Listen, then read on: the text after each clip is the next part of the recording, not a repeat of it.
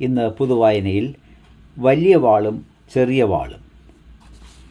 എഴുതിയത് ശ്രീമതി എസ് രാധിക കൃഷ്ണൻ. അച്ഛൻ്റെ സഹോദരൻ്റെ പേരക്കുട്ടിയുടെ പേരിടൽ ചടങ്ങ്. കുറച്ച് ദൂരെയാണ്, പോകണം. നമ്മുടെ യാത്രാ പ്രശ്നത്തെക്കുറിച്ച് തികഞ്ഞ അവബോധമുള്ളതുകൊണ്ട് കാറിൽ പോകാനൊരു ശങ്ക. കുഞ്ഞും കൂടി ഉള്ളതുകൊണ്ട് ബൈക്കിൽ അത്രയും ദൂരം പോകാനും വയ്യ. നമ്മുടെ അത്താണിയായ ഗുളിക കയ്യിൽ സ്റ്റോക്കുമില്ല. ഇതൊക്കെ നിൻ്റെ മനസ്സിൻ്റെ പ്രശ്നമാണെന്നും ഛർദിയെപ്പറ്റി ആലോചിക്കാതിരുന്നാൽ മതിയെന്നും കെട്ടിയവൻ്റെ കടുത്ത ഉപദേശം.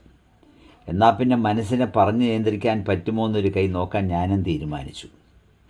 എങ്കിലും എൻ്റെ മനസ്സിൻ്റെ കാര്യം അറിയാവുന്നതുകൊണ്ട് തന്നെ മെഡിക്കൽ ഷോപ്പുകൾ നോക്കിയാണ് പോക്ക്. ഞായറാഴ്ച ദിവസം ഒരു മെഡിക്കൽ സ്റ്റോറുകാരൻ സമയത്തിന് കട തുറക്കില്ല. പോകും വഴി എല്ലാ മെഡിക്കൽ സ്റ്റോറിൻ്റെ മുന്നിലും ബ്രേക്ക് ചവിട്ടുന്നതിൻ്റെ കലിപ്പ് ഡ്രൈവിംഗ് സീറ്റിൽ നിന്നും ഉയർന്നു കേട്ടു. ഇടയ്ക്കിടയ്ക്ക് നീ അതേപ്പറ്റി തന്നെ ആലോചിക്കുന്നത് എന്തിനാണെന്നുള്ള അശരീരി മുഴങ്ങിക്കൊണ്ടേയിരുന്നു. നമ്മളൊന്നും കേൾക്കാത്ത പോലെ ഒരു ഇരിപ്പ്. അങ്ങനെ ഇരിക്കുമ്പോൾ വയറിനുള്ളിൽ കൊടിയേറ്റ് തുടങ്ങി. ഇനി ഏത് നിമിഷവും എഴുന്നള്ളത്തുണ്ടാകും. ഒന്ന് നിർത്തേ എന്നുള്ള ശബ്ദവും കയ്യിലിരുന്നുറങ്ങിയ കുഞ്ഞിനെ കെട്ടിൻ്റെ കയ്യിലേക്ക് കൊടുത്തതും വണ്ടി നിർത്തിയതും ചാടി വെളിയിലിറങ്ങിയതും എല്ലാം ഒറ്റ ഷോട്ടിൽ കഴിഞ്ഞു. സിനിമയിൽ വല്ലതും ആയിരുന്നില്ല ഇത്തരം അസാമാന്യ പ്രകടനത്തിന് ചിലപ്പോൾ ഉർവശി അവാർഡ് വല്ലതും തരപ്പെട്ടേനെ. വാളും പരിചയമെടുത്ത് അംഗം ജയിച്ചു മടങ്ങുമ്പോൾ ദേ വണ്ടിക്കുള്ളിൽ ചെറിയൊരു വാളിൽ തല വെച്ച് കെട്ടിവനും. ഉറങ്ങിക്കിടന്ന കൊച്ചിനെ പെട്ടെന്ന് എടുത്തപ്പോൾ ലവനും വെച്ച് കൊച്ചൊരു ശേഷം അടുത്തുള്ള വീട്ടിലേക്ക്, വിശദമായ നീരാട്ട് കഴിഞ്ഞ് ചടങ്ങ് നടക്കുന്ന വീട്ടിലേക്ക്. ചടങ്ങുകളൊക്കെ കഴിഞ്ഞ് ഭക്ഷണമൊക്കെ കഴിച്ച ശേഷം കൊന്നാലും വണ്ടിയിൽ കയറൂലെന്ന് ഞാൻ. ഇതൊക്കെ മനസ്സിൻ്റെ പ്രശ്നമാണെന്നും നീ ധൈര്യമായിപ്പോ, ഇനി വാള് വയ്ക്കൂലെന്ന് ആരൊക്കെയോ ആശ്വാസവാക്കുകൾ ചൊരിഞ്ഞു. ആശ്വസിപ്പിച്ചപ്പോൾ അവരൊക്കെ ഓവർടേക്ക് ചെയ്ത് കടന്നു പോണത് വഴിവെക്കിൽ കാറ്റ് കൊള്ളാൻ ഇറങ്ങിയപ്പോൾ കണ്ടു. അങ്ങനെ 5-6 സ്ഥലത്ത് കാറ്റ് കൊണ്ട് കഴിഞ്ഞപ്പോൾ നിങ്ങൾ പൊക്കോ, ഞാൻ ആരുടെയും ബൈക്കിൽ ലിഫ്റ്റ് അടിച്ച് വന്നോളാം എന്ന് വരെ കെട്ടിയനോട് പറഞ്ഞു പോയ നിമിഷങ്ങൾ. എങ്ങനെയോ എന്നെ വീടെത്തിച്ചു കെട്ടിയവൻ. ഇനിമേലാൽ നിന്നെയും കൊണ്ടെങ്ങും പോവില്ല എന്നുള്ള പതിവ് പല്ലവിയോടെ ആ യാത്രയും അവസാനിച്ചു. വലിയ വാളും ചെറിയ വാളും. ഈ കഥ എഴുതിയത് ശ്രീമതി എസ് രാധിക കൃഷ്ണൻ. അടുത്തൊരു കഥയുമായി നാളെ എത്താം. ഈ കഥ വായിച്ചത് ഡോക്ടർ ആർ വേലായുധൻ. ഈ കഥ കേൾക്കുന്നവർ ദയവായി നിങ്ങളുടെ സുഹൃത്തുക്കൾക്ക് ഷെയർ ചെയ്യുവാൻ മറക്കരുത്.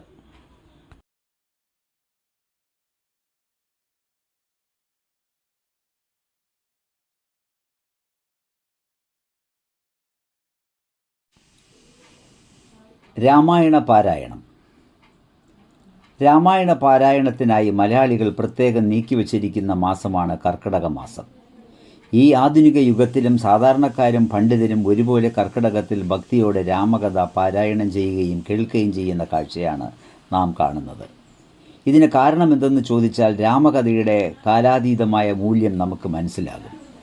രാമായണം ഒരു കാവ്യകൃതി മാത്രമല്ല, ആധ്യാത്മിക ഗ്രന്ഥം കൂടിയാണ്. വേദം തന്നെ വാൽമീകിയിലൂടെ രാമായണമായി ആവിർഭവിച്ചു എന്നാണ് വിശ്വസിക്കപ്പെടുന്നത്.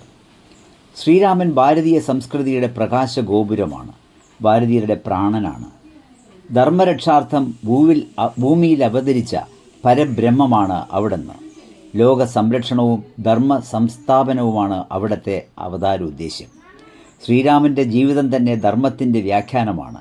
രാമകഥയാണ് ഭാരതീയ ജനമനസ്സിൽ ഏറ്റവും അധികം ആഴത്തിൽ വേരോടിയിട്ടുള്ള മഹച്ചരിതം. വേദങ്ങളിലും പുരാണങ്ങളിലും ഇതിഹാസങ്ങളിലുമെല്ലാം ഭഗവാൻ ശ്രീരാമചന്ദ്രൻ്റെ കഥകളും ലീലകളും സർവത്ര വ്യാപിച്ചു കിടക്കുന്നു. രാമായണം ഒരു ഇതിഹാസമാണ്. മഹാപുരുഷന്മാരുടെ ചരിതങ്ങളും മനസ്സിന് ഇമ്പമുള്ള കഥകളും ഉപാധിയാക്കി ധർമ്മം, അർത്ഥം, കാമം, മോക്ഷം എന്നീ പുരുഷാർത്ഥങ്ങൾ നേടാനുള്ള മാർഗ്ഗം ഉപദേശിക്കുന്നവയാണ് ഇതിഹാസങ്ങൾ. ഐശ്വര്യവും സന്തോഷവും പ്രധാനമാണെങ്കിലും അവയേക്കാൾ പ്രധാനമാണ് ധർമ്മമെന്നും മനുഷ്യ ജീവിതത്തിൻ്റെ ആന്തരിക ലക്ഷ്യം മോക്ഷമാണെന്നും ഇതിഹാസങ്ങൾ നമ്മെ പഠിപ്പിക്കുന്നു. നന്മയുള്ള കഥകൾക്കും ഉപദേശങ്ങൾക്കും ഒരു പ്രത്യേക ശക്തിയുണ്ട്. അവ നൽകുന്ന പാഠങ്ങൾ ജീവിതത്തിൽ പകർത്താൻ നമ്മൾ പ്രത്യേകിച്ച് ശ്രമിച്ചില്ലെങ്കിൽ പോലും നിരന്തരമായ ശ്രവണത്തിലൂടെ അത് നമ്മുടെ ഉള്ളിലേക്ക് ആഴ്ന്നിറങ്ങും, മനസ്സിലും സംസ്കാരത്തിലും ഇഴകിച്ചേരും. നമ്മളെ ശുദ്ധീകരിക്കും, ജീവിതത്തെ പരിവർത്തനപ്പെടുത്തും. അതിനാൽ രാമായണം പോലുള്ള ഉത്തമ ഗ്രന്ഥങ്ങൾ നമ്മൾ വായിക്കുകയും കുട്ടികൾക്ക് പറഞ്ഞു കൊടുക്കുകയും വേണം. ഇളം തലമുറയിൽ മൂല്യങ്ങളും സ്വഭാവ ഗുണങ്ങളും ദൃഢമാകാൻ ഏറ്റവും സഹായിക്കുന്ന മഹത്തായ കൃതിയാണ് രാമായണം. ധർമ്മനിഷ്ഠയും ഭക്തിയും ജ്ഞാനവും വൈരാഗ്യവുമെല്ലാം അതിൽ നിന്ന് ഉൾക്കൊള്ളാൻ കഴിയും. രാമായണത്തിലെ ആധ്യാത്മികതയും ഭക്തിയുമൊക്കെ ഒരു നിമിഷം മാറ്റിവെച്ചാലും രാമായണം നമുക്ക് കാട്ടിത്തരുന്ന കുടുംബ ബന്ധങ്ങളുടെ ഈടുറപ്പ് തന്നെ മതി അതിനെ അമൂല്യമാക്കാൻ. അച്ഛനമ്മമാരോടുള്ള സ്നേഹം, സഹോദര സ്നേഹം, മാതൃകാ പത്നി ബന്ധം ഇവയെല്ലാം നമുക്ക് രാമായണത്തിൽ കാണാം. ഇക്കാലത്ത് കുടുംബ ബന്ധങ്ങൾ കൂടുതൽ ശിഥിലമായി വരികയാണല്ലോ. പ്രായമായ അച്ഛനും അമ്മയും പോലും അനാവശ്യ ഭാരമായി തോന്നുന്ന കാലമാണിത്. അവിടെ സ്നേഹത്തിൻ്റെയും ത്യാഗത്തിൻ്റെയും സന്ദേശവുമായി രാമായണം കടന്നു വരുന്നു.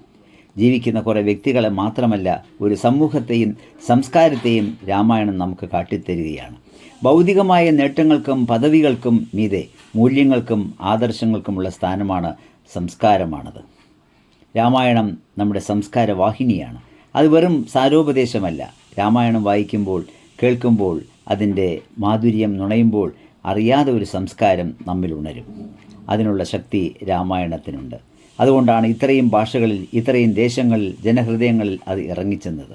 അതിനാൽ രാമായണം പോലുള്ള കഥകളും ധർമ്മമൂർത്തിയായ രാമൻ്റെ പോലുള്ള ചരിതങ്ങളും അച്ഛനിലൂടെ, അമ്മയിലൂടെ, കുടുംബങ്ങളിലൂടെ ഇളം തലമുറയിൽ പരക്കട്ടെ. അപ്പോൾ സമൂഹ ജീവിതം അർത്ഥപൂർണമാകും. കർക്കിടക മാസം രാമായണ മാസം.